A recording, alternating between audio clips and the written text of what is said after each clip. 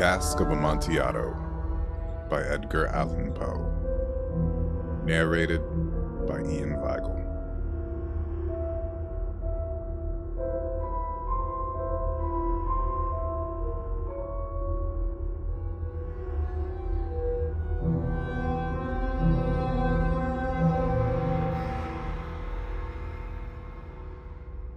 The 1,000 injuries of Fortunato I had borne as best I could, but when he ventured upon insult, I vowed revenge.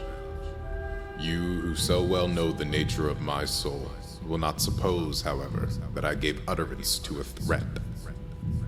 At length I would be avenged.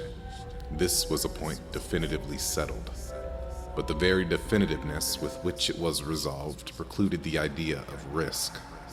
I must not only punish, but punish with impunity. A wrong is unredressed when retribution overtakes its redresser.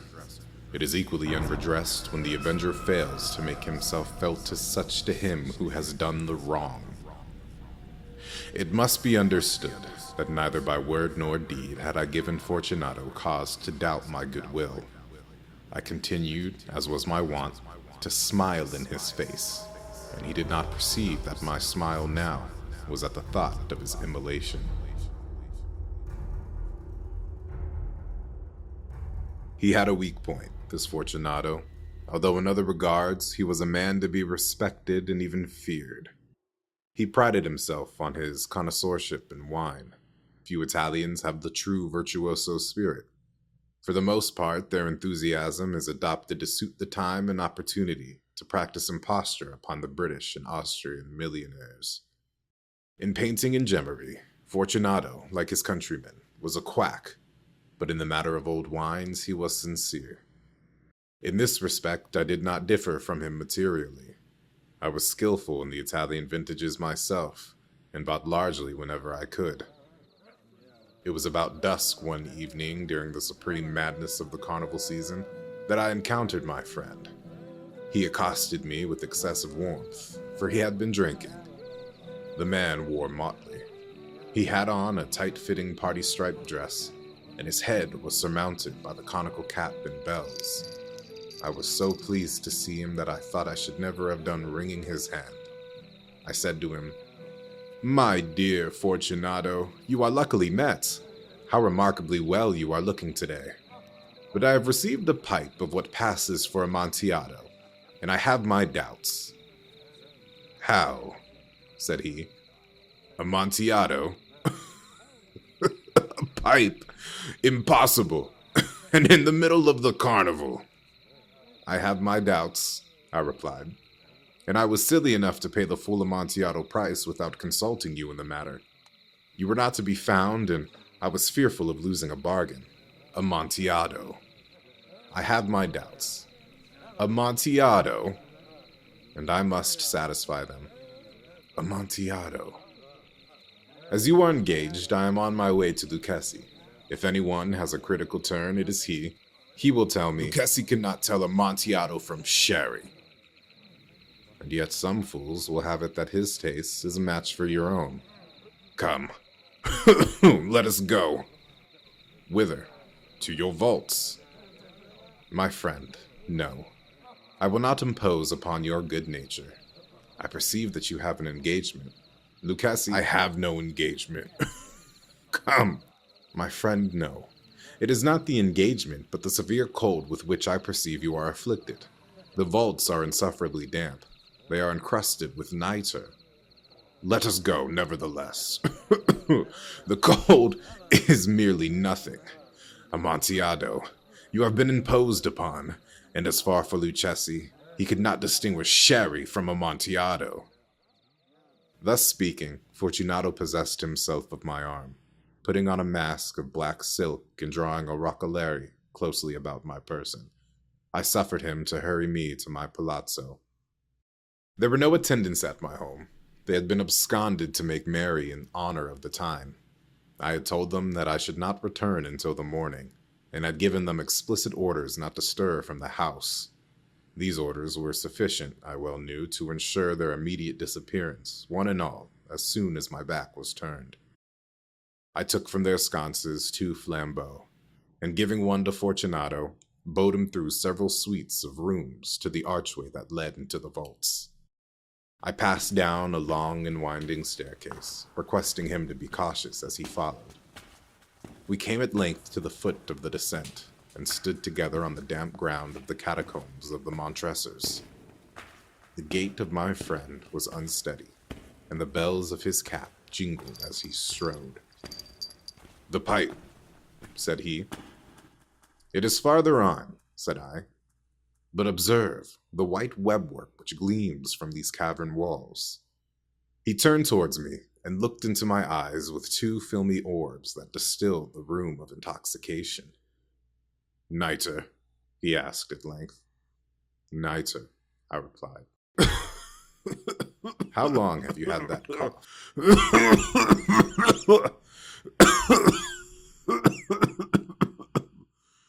My poor friend found it impossible to reply for many minutes. "It is nothing," he said at last. "Come," I said with decision. "We will go back. Your health is precious. You are rich, respected, admired, beloved. You are happy as once I was. You are a man to be missed. For me, it is no matter. We will go back. You will be ill, and I cannot be responsible. Besides, there is Lucas." "Enough," he said. "The cough is a mere nothing. It will not kill me. I shall not die of a cough." True, I replied. "And indeed I had no intention of alarming you unnecessarily, but you should use all proper caution. A draught of this Medoc will defend us from the damps." Here I knocked off the neck of a bottle, which I drew from a long row of its fellows that lay upon the mold. "Drink," I said, presenting him the wine. He raised it to his lips with a leer. He paused and nodded to me familiarly, while his bells jingled. "I drink," he said, "to the buried that repose around us. And I to your long life." He again took my arm, and we proceeded. "These vaults," he said, "are extensive." "The Montressors," I replied, "were a great and numerous family." "I forgot your arms." "A huge human foot door in a field azure. The foot crushes a serpent rampart whose fangs are embedded in the heel." "And the motto?" "Nemo me impune lacessit." "Good," he said. The wine sparkled in his eyes and the bells jingled. My own fancy grew warm with the Medoc. We had passed through the walls of piled bones with casks and puncheons intermingling into the inmost recesses of the catacombs. I paused again, and this time I made bold to seize Fortunato by the arm above the elbow. "The nitre," I said. "See, it increases. It hangs like moss upon the vaults. We are below the river's bed. The drops of moisture trickle among the bones. Come, we will go back ere it is too late. Your cough—" "It is nothing," he said. "Let us go on." I broke and reached him a flagon of de Grave. He emptied it at a breath. His eyes flashed with a fierce light. He laughed and threw the bottle upwards with a gesticulation I did not understand. I looked at him in surprise.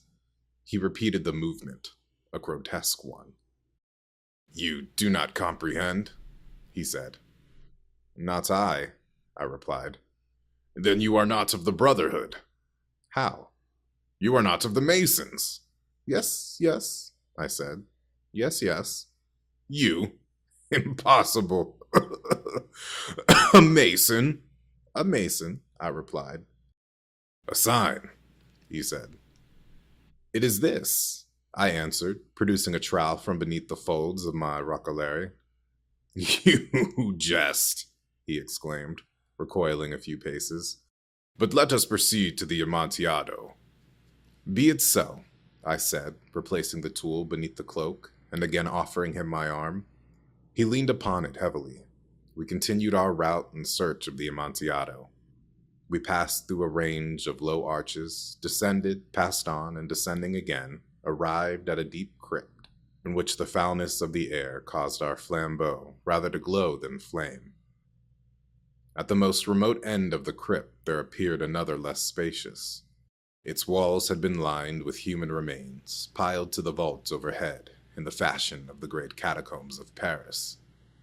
3 sides of this interior crypt were still ornamented in this manner. From the 4th, the bones had been thrown down and lay promiscuously upon the earth, forming at one point a mound of some size. Within the wall thus exposed by the displacing of the bones, we perceived a still interior recess, in depth about 4 feet, in width 3, in height 6 or 7. It seemed to have been constructed for no especial use within itself, but formed merely the interval between 2 of the colossal supports of the roof of the catacombs, and was backed by one of their circumscribing walls of solid granite. It was in vain that Fortunato, uplifting his dull torch, endeavored to pry into the depths of the recess. Its termination the feeble light did not enable us to see. "Proceed," I said. "Herein is the Amontillado. As for Lucchesi, he is an ignoramus," interrupted my friend as he stepped unsteadily forward, while I followed immediately at his heels. In an instant he had reached the extremity of the niche, and finding his progress arrested by the rocks, stood stupidly bewildered. A moment more, and I had fettered him to the granite. In its surface were 2 iron staples, distant from each other about 2 feet horizontally. From one of these depended a short chain, from the other a padlock. Throwing the links about his waist, it was but the work of a few seconds to secure it.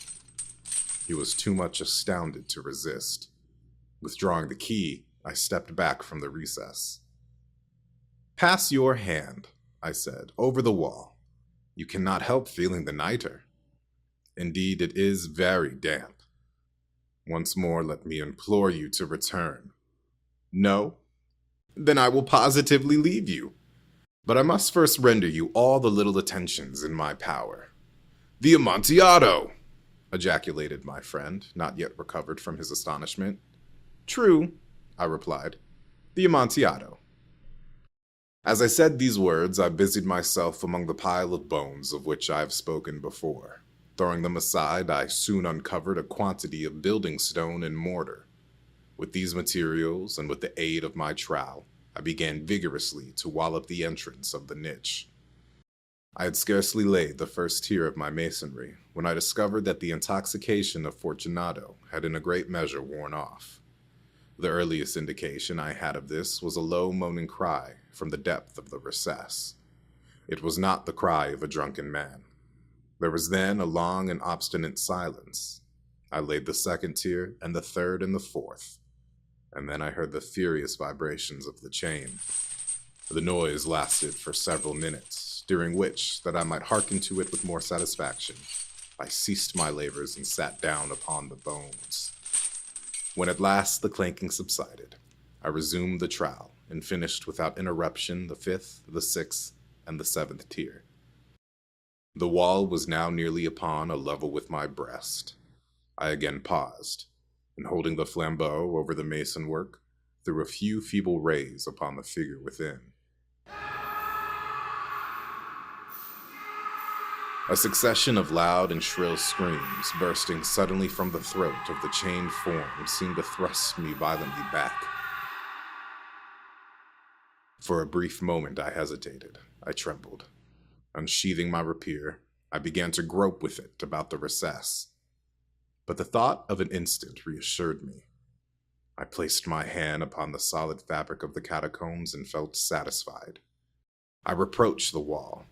I replied to the yells with him who clamored. I re-echoed, I aided, I surpassed them in volume and in strength. I did this, and the clamor grew still.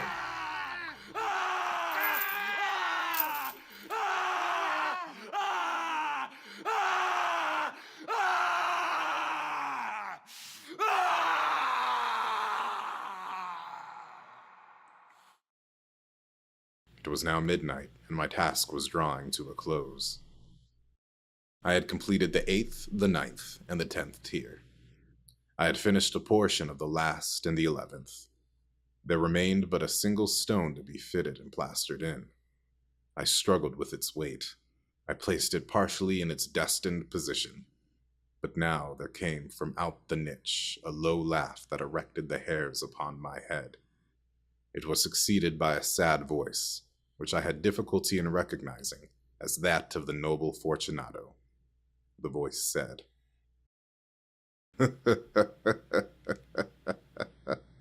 "A very good joke indeed. An excellent jest. We will have many a rich laugh about it at the palazzo. Over our wine." "The Amontillado," I said. "Yes, the Amontillado. But is it not getting late?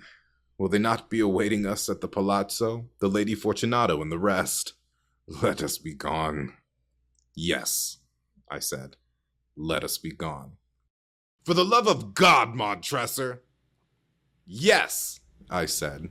"For the love of God!" But these words hearkened in vain for a reply. I grew impatient. I called aloud, "Fortunato?" No answer. I called again, "Fortunato?" No answer still. I thrust a torch through the remaining aperture and let it fall within. There came forth in return only a jingling of the bells. My heart grew sick on account of the dampness of the catacombs. I hastened to make an end of my labor. I forced the last stone into its position. I plastered it up.